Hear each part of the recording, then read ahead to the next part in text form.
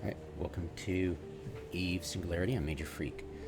So here's what happened. I got my guys on Singularity, three DPS ships. I wanted a combination of wardecking, then reinforcing, and then I did another Aster House, and I RF'd that first, and then wardecked. And the first was a 1 to 2 day timer. The second was a 4 to 5 day timer. Here are the times. So I wardecked Exidium using this as the war target, or warHQ.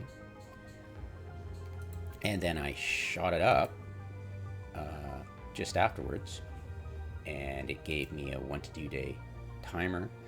I then went and RF'd the shields of Mamenkanar, and then used it as the warHQ later, just afterwards, for another war.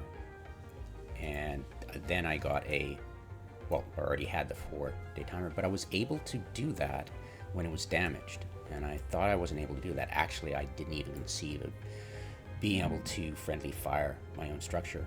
And earlier, I discovered that watching Eve University take care of stuff in Chlorteller a while ago, that they were able to RF a war target, warHQ that wasn't their war, involved in their war, and it went for a 1 to 2 day timer. So I'm like, whoa, so any war HQ you shoot and reinforce, well, obviously a war target, you'll incur its 1 to 2 day timer, not the 4 to 5 day, which I just naturally assumed it's not your warHQ. Why would the system care? That's what my original assumption. But when I saw it, I was like, whoa, cool, this is wild. So totally encourages other people to help everybody by shooting warHQs, which was wild to see. It was cool. But I didn't know, because Riot at the time only had one aggressor, Black Flag, and I'm thinking, okay, why do they have a 4 to 5 day timer when only Black Flag could do that? And it only happened after that. I only noticed after Eve University was wardecked, and I was like, okay, only Riot could have done a 4 to 5 day timer because they're an aggressor. And if you're an aggressor, your warHQ is your own, right? So by attacking as an aggressor, I don't know. I could test that. It's something I haven't confirmed yet. But I assume that if you're an aggressor in a war and you attack any of your opponent's structures, no matter if it's a war target or not, which would be an interesting question, that you would get a 4 to 5 day timer. And that's why I assumed. What I didn't know, a little birdie told me afterwards, that what Riot has done in the past, Wherefore, the man from Wherefore, Stewart, he usually is typical control 9 alts of his, and if he's not, he's role-playing. And he reinforced his own structure and then wardecked Eve University. So when I showed up, it was like, oh, who reinforced it? Was it Black Flag? That's the only explanation, because it's not, I just went with that, and I was dead wrong. It's an interesting video, and I love watching it because it just shows how I conceived of all of this before I learned all this. Before I learned all this, my mindset was that video. Riot, Eve University Riot exploit, war target, war exploit or something. It's dead wrong, and there's a lot of trolls making fun of me about it, but it's interesting to look at it because it shows the mindset of somebody going, okay, you can only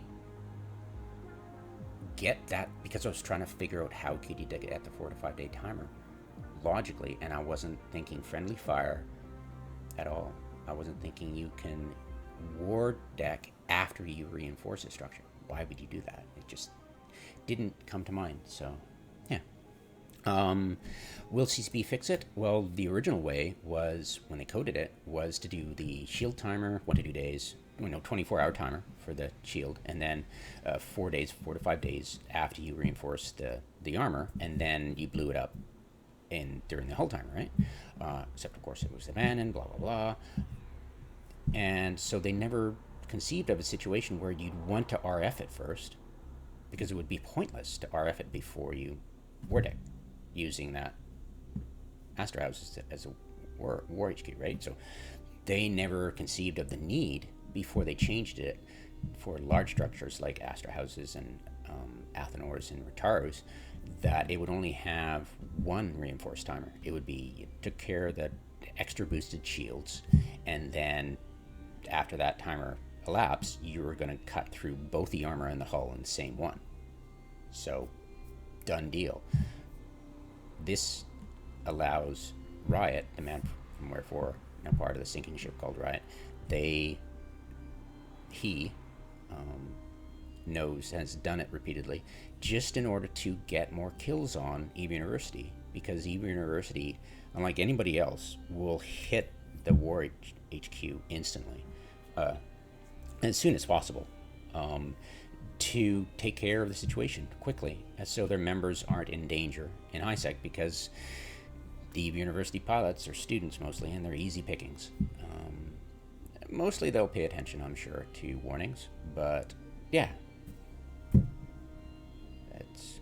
they could easily fix it, hopefully, if it's an easy fix, if they pay attention, if they give a shit, to say, no, it's your warHQ you want to be, it's damaged, you can't use it, it'll be grayed out, or you'll get an error message, you can't do this.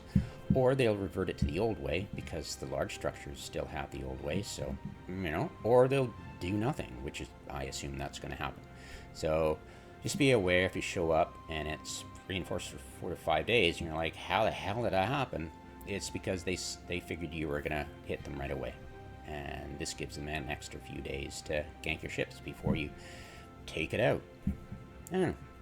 It's a very niche scenario that is being used by griefers to grief EVE University at little to no cost to themselves, because they're going to lose that at warHQ anyways, because EVE University will do it each time. They mean business. So, that's my thoughts. It's interesting. Not particularly useful for really anybody, except, it's not a useful thing, but it does explain some things. It's an interesting concept, but yeah, that's it. Have a good one.